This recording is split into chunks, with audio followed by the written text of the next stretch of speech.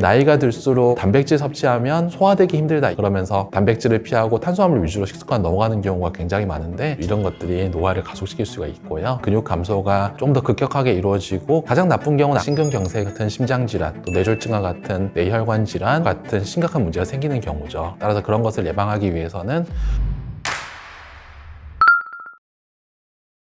노화의 과정이 빨라지게 된다면 그 과정에서 몇 가지가 생길 수가 있습니다. 근육 감소나 심폐기능의 감소 이런 것들이 일어날 수 있기 때문에 내가 예전에 아파트 3층까지 올라가도 괜찮았는데 이제는 뭐 2층까지만 올라가도 숨이 차다 이런 식으로 기능이 떨어지는 경우가 가장 많을 거고요. 그 다음에 일상생활에서 수행하는 기능이 떨어지는 경우도 굉장히 많이 있습니다. 그런 거를 도구적 일상 기능이라고 하는데요. 뭐 장보기, 뭐 음식하기, 목욕하기, 돈계산하기 이런 것 등등 그런 것들이 때로는 신체적인 기능이 떨어졌을 경우도 있을 수도 있고 때로는 인지 기능이 떨어져서 생길 수도 있고 이러한 기능이 떨어지는 것이 노화의 가장 큰 문제라고 생각하시면 됩니다. 최악의 상황은 인지 기능과 신체적인 근력과 같은 것이 동시에 저하되는 것이 가장 우려하는 경우라고 볼 수가 있겠죠. 그러니까 보통 치매가 진행이 되면서 근력 또한 떨어지고 이런 것들 그러다 보니까 와상 상태가 되고 이런 식으로 건강하지 못한 노화 과정이 오래 유지가 되는 경우가 최근엔 갈수록 또 많이 생기고 있습니다. 그런 것들이 가장 우려되는 일들이죠. 사실은 그거는 명확하게 알 수는 없죠. 근데 뭐 이제 여러 가지 계산법에 의해서 뭐 얼마쯤 될 수 있다 뭐 이런 것도 있잖아요. 내 근육 1kg는 얼마 정도의 가치가 있다 이런 얘기들 뭐 인터넷에서도 저 자주 보곤 하는데 사실 그게 명확하게 검증된 걸 아직 본 적은 없습니다. 노화를 조금이나마 늦추고 건강한 노년을 유지하면서 아낄 수 있는 것은 개인적인 관점에서도 굉장히 클 수 있지만 전 사회적 관점에서도 굉장히 크다고 생각합니다. 어쨌든 한 사람이 건강을 잃고 다른 사람이 의존하는 상태로 계속 지내게 된다면 그 사람은 사회적으로 활동을 하지 못하게 되고 사회적인 생산성이 떨어지게 되고 또 그 사람의 의료적인 면에서의 사회적인 비용도 커지게 되거든요. 그렇기 때문에 노화를 조금이나마 더 느리게 한다는 것은 개인의 측면에서도 어떻게 치면 금전적인 가치를 가진 것과 동시에 사회적 측면에서 상당히 큰 금전적인 가치를 가진 거라고 저는 그렇게 생각을 합니다.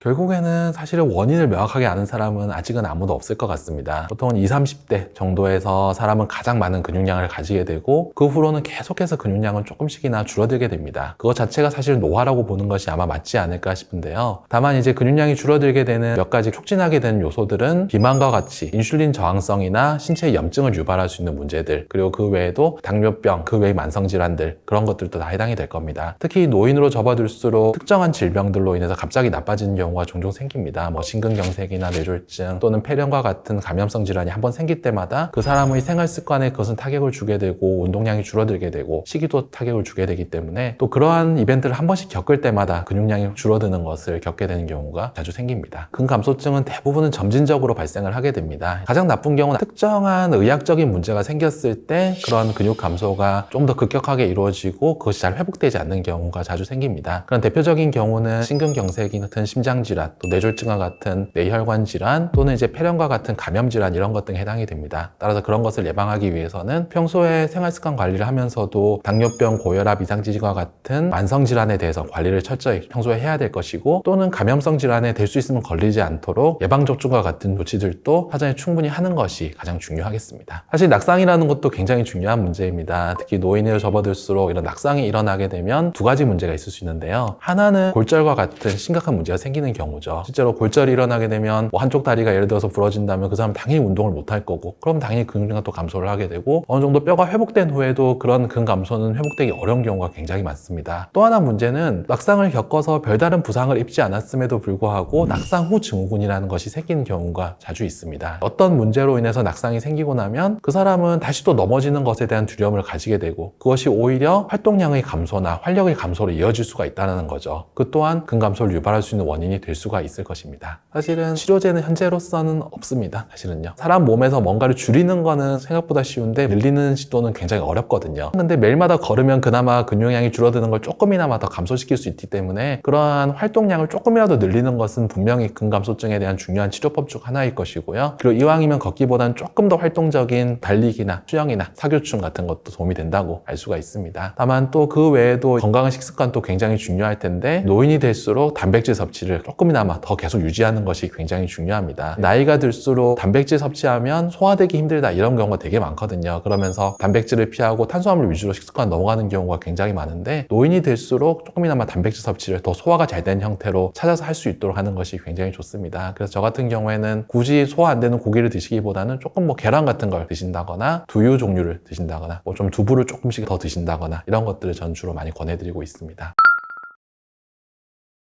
모든 근육은 다 중요합니다. 굳이 중요하다면 다리 근육 특히 첫 번째 중요하고요. 다리 근육이 튼튼해야지 이후에 낙상도 당하지 않을 수도 있고 계속해서 활동하는데 조금이나마 더 유리하거든요. 그 다음에는 엉덩이나 배나 이런 보통 흔히 말하는 코어 머슬이라고 하죠. 이런 것들 될 수 있으면 유지할 수 있도록 하는 것이 더 중요하다고 생각을 합니다. 하지만 팔다리 상관없이 갖추는 것이, 어느 부위만 키우면 그것도 좋진 않기 때문에 될 수 있으면 근력 운동도 골고루 할 수 있도록 하는 것이 좋습니다. 진료실에서 많이 사용하는 방법은 뭐가 있냐면 의자에서 앉았다 일어나기. 그러니까 몇 초 동안 의자에서 앉았다 일어나기를 몇 번 할 수 있는가, 이거를 이제 첫 번째 테스트로 삼기도 하고요. 그 다음에 의자에 앉았다가 한 몇 미터 앞까지 걸었다가 다시 돌아오기, 그걸 하는데 몇 초가 걸리는가. 의자에 앉았다가 일어나서 어딘가에 다녀올 때 몇 초가 걸렸는데 지금은 갑자기 10몇 초가 걸린다, 그렇게 늘어났다. 그렇다면 그거는 이제 근육이 좀 감소하고 있다는 근거일 수도 있겠다는 거죠. 또는 요즘 많이 활용하고 있는 게 또 종아리 굵기. 일반적으로는 굵을수록 좋다고 합니다. 종아리가 굵으면 그거 비만 아니냐고 생각하기 쉬운데, 사실은 그것도 많으면 절대 건강에 나쁜 게 아니거든요. 일반적으로는 종아리 굵기를 평가할 때 양손으로 쥐어서 헐렁하면 종아리 굵기가 이제 근육이 부족한 거다, 일반적으로 그렇게 생각을 합니다. 종아리 굵기 양손을 딱 했는데 양손으로 딱 쥐어지지 않을 정도다, 그러면 아직은 그래도 좀 근육량이 있다, 이렇게 생각을 해볼 수가 있습니다.